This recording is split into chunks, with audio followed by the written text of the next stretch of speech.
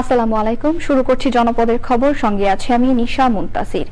এখনকার এই সংবাদ আয়োজন একই সঙ্গে চ্যানেল আইয়ের ইউটিউব চ্যানেল এবং চ্যানেল আইয়ের ওটিটি প্ল্যাটফর্ম আই স্ক্রিনে লাইভ স্ট্রিম হচ্ছে।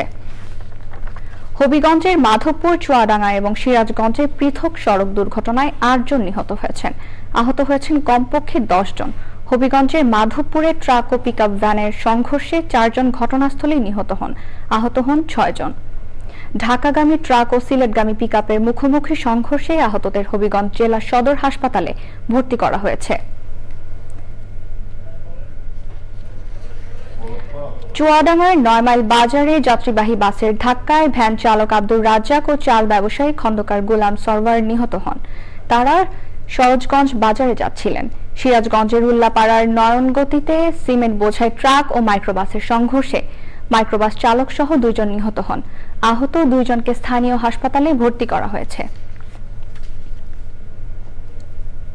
এবছর হজের খরচ অনেকাংশে কমানো হয়েছে বলে জানিয়েছেন ধর্ম বিষয়ক উপদেষ্টা আল্লামা ডক্টর আফম খালিদ হুসাইন। হবিগঞ্জের বানিয়াচং উপজেলার ধুলিয়া মাদ্রাসা মাঠে আল্লামা আব্দুর রহমান শায়েখে ধুলিয়ার জীবন ও কর্ম নামে গ্রন্থের প্রকাশনা অনুষ্ঠানে তিনি এই কথা বলেন। পরে শায়েখে ধুলিয়ার জীবন ও কর্ম বিষয়ক আলোচনা সভায় প্রধান অতিথির বক্তৃতা করেন তিনি। আলোচনায় অংশ নেন জমিয়তে উলামায়ে হিন্দের সহ সভাপতি সাইদ আসজাদ মাদানী সহ বিভিন্ন রাজনৈতিক ব্যক্তিত্ব ও আলেমরা।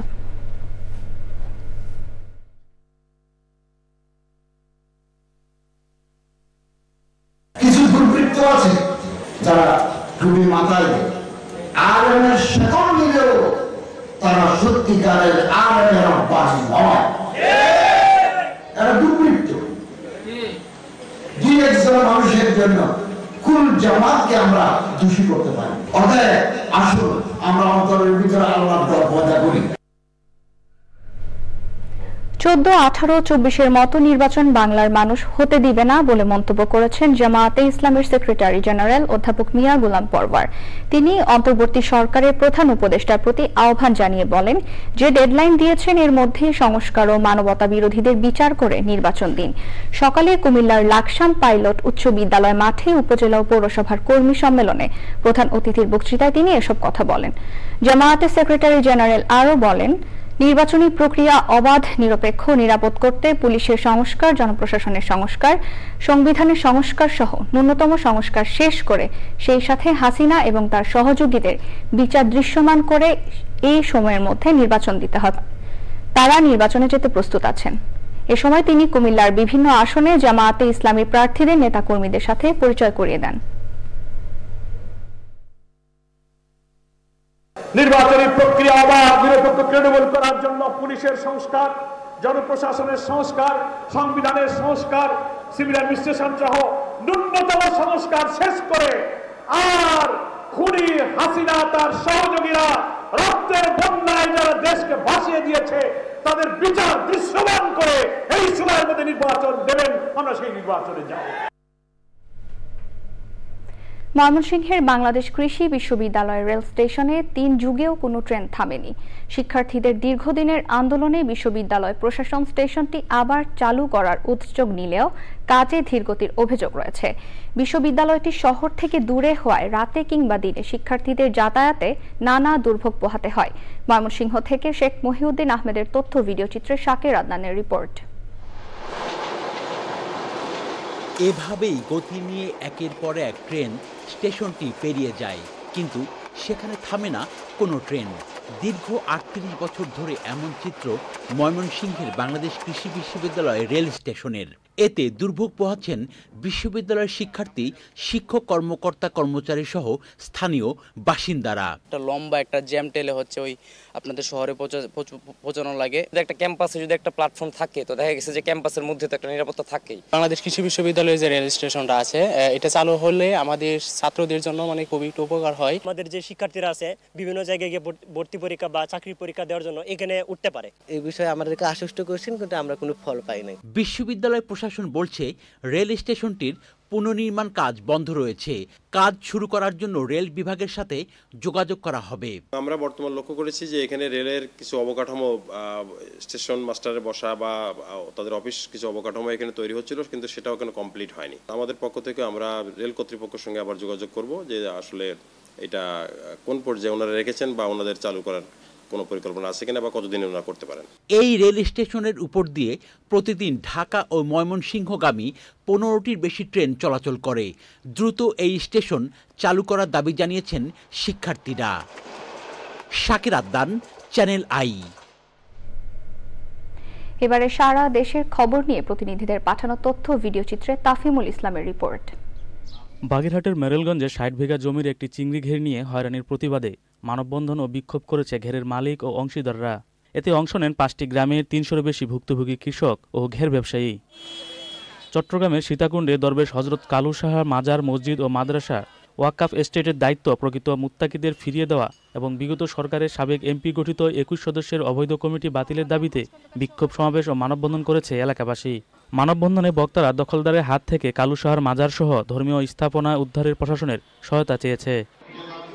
বরিশালের বাবুগঞ্জ উপজেলার বাহিরচর ক্ষুদ্র কাটি সরকারি প্রাথমিক বিদ্যালয়ে 150 শিশুকে স্কুল ব্যাগ ও পানির পট বিতরণ করা হয়েছে। প্রধান অতিথি ছিলেন উপজেলা নির্বাহী কর্মকর্তা ফারুক আহমেদ। ভোলায় রেঞ্জ প্রকল্পের আওতায় বেকার যুবক যুবতীদের দক্ষতা উন্নয়নে 5 দিনের প্রশিক্ষণ শেষ হয়েছে। প্রশিক্ষণে বিভিন্ন ট্রেডে 20 জন প্রশিক্ষণার্থী অংশ নেয়। ঝিনাইদহে বিশেষ বিদ্যালয়সমূহের স্বীকৃতি ও এমপি ভুক্তির দাবিতে করণীয় বিষয়ে মতবিনিময় সভা হয়েছে। বাংলাদেশ প্রতিবন্ধী বিদ্যালয় সমন্বয় পরিষদ আয়োজিত সভায় ঝিনাইদহ, চুয়াডাঙ্গার বিভিন্ন প্রতিবন্ধী বিদ্যালয়ের শিক্ষক ও প্রতিনিধিরা অংশ নেয়। জয়পুরহাটে জেলা ছাত্রদলের সাবেক সাংগঠনিক সম্পাদক শামীম হোসেন মণ্ডলকে হত্যার উদ্দেশ্যে গুলি করার প্রতিবাদে বিক্ষোভ করেছে জেলা বিএনপি। ধারণ ক্ষমতার চেয়ে দ্বিগুণের বেশি কয়েদি থাকায় কুড়িগ্রাম জেলা কারাগার পরিদর্শন করেছেন কুড়িগ্রাম জেলা ক্যাম্পের দায়িত্ব থাকা ক্যাপ্টেন সাফাত হোসেন। মেহেরপুরে আইসিটি মন্ত্রণালয়ের উদ্যোগে হার পাওয়ার প্রকল্পের মহিলা কল সেন্টারের এজেন্ট ব্যাচের প্রশিক্ষণার্থীদের ল্যাপটপ দেওয়া হয়েছে। 6 মাসের প্রশিক্ষণ শেষে 25 জন প্রশিক্ষণার্থীদের হাতে ল্যাপটপ তুলে দেন সদর উপজেলা নির্বাহী officer Khairul Islam. Tafimul Islam, Channel I. Bhola শহরে বেওয়ারিশ রোগাক্রান্ত ও শরীরে পচন ধরা কুকুরের সংখ্যা বাড়ছে। এসব বেওয়ারিশ কুকুরের ভ্যাকসিন, চিকিৎসা এবং পুনর্বাসনে নেই কোনো কার্যকর উদ্যোগ। এতে রোগ জীবাণু ছড়িয়ে পড়ার পাশাপাশি চরম স্বাস্থ্য ঝুঁকিতে শহরবাসী। সংকট নিরসনের সমন্বিত পরিকল্পনা জরুরি বলছেন সচেতন নাগরিকরা।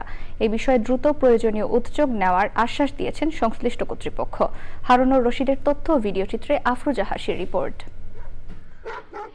ভোলা শহরে বেড়ে চলা আক্রমণাত্মক বেওয়ারিশ কুকুরের সৃষ্টি হয়েছে সংকট। সদর হাসপাতালের তথ্য বলছে প্রতিদিনই কুকুরের আঁচড় কিংবা কামড়ের শিকার হচ্ছেন 7 থেকে 8 জন। কুকুরকে আসলে নিধন করা যাবে না, এটা আইনত এটা অপরাধ। তবে তাদেরকে যদি আমরা সুস্থ করতে পারি সেটা প্রাণীসম্পদ দেবে। তবে যদি এরকম কামড় দ্বারা কুকুর বা বিড়াল দ্বারা আসর বা কামড় দেয় সেটা আমাদের জেলা হাসপাতাল থেকে সে ভ্যাকসিনটা পাবে। পরিবেশ প্রতিবেশে দুর্গন্ধ এবং রোগ জীবাণু ছড়াচ্ছে রোগাক্রান্ত ও শরীরে পচন ধরা কুকুর। এসব কুকুরকে ভ্যাকসিন দেওয়া কিংবা চিকিৎসা ও পুনর্বাসনে নেই কোনো উদ্যোগ। এই অসুস্থ এবং বিভৎস কুকুরগুলো দেখে আমাদের ছেলেমেয়েরা খুবই ভীত সন্তুষ্ট হয় এবং এরা স্কুলে যেতে সমস্যা হয়, আমরা সাথে যেতে হয় তাদের একটা সঠিক চিকিৎসা ও সুব্যবস্থা নেওয়ার। পরিবেশগত দিক থেকেও এগুলি খুব ভয়াবহতা একটা ঝামেলা সৃষ্টি করতেছে। কুকুরের রোগ নিরোধনের জন্য এবার চিকিৎসার জন্য এরকম একটা পদক্ষেপ গ্রহণ করুক। সংকট নিরসনে গণটিকা কর্মসূচি সহ প্রয়োজনীয় ব্যবস্থা নেওয়ার আশ্বাস কর্তৃপক্ষের। গুরুত্বের সাথে দেখে সেগুলো কত দ্রুততার সাথে চিকিৎসা করা যায় এবং এই কুকুরগুলোকে ভালো করা যায় সেই ব্যবস্থাটি আমরা করব। এই সমস্ত চর্মরোগী কুকুরকে যদি কোনো সহৃদয়বান ব্যক্তি চিকিৎসা করাইতে উৎসুক থাকে সেই লোকের অধীনে কুকুরটা থাকতে হবে। মানুষ ও প্রাণীর মধ্যে ভারসাম্যপূর্ণ সহাবস্থান তৈরির মাধ্যমে মানবিক ও নিরাপদ সমাজ নিশ্চিতে দ্রুত কার্যকর ব্যবস্থা নেওয়ার তাগিদ সব মহলের। আফরোজা হাসি, প্রকৃতি ও জীবন ডেস্ক, চ্যানেল আই। দর্শক, জনপদের খবর আজকের মতো এই পর্যন্তই। একটু পর কৃষি সংবাদ দেখার আমন্ত্রণ জানিয়ে শেষ করছি। ধন্যবাদ সবাইকে।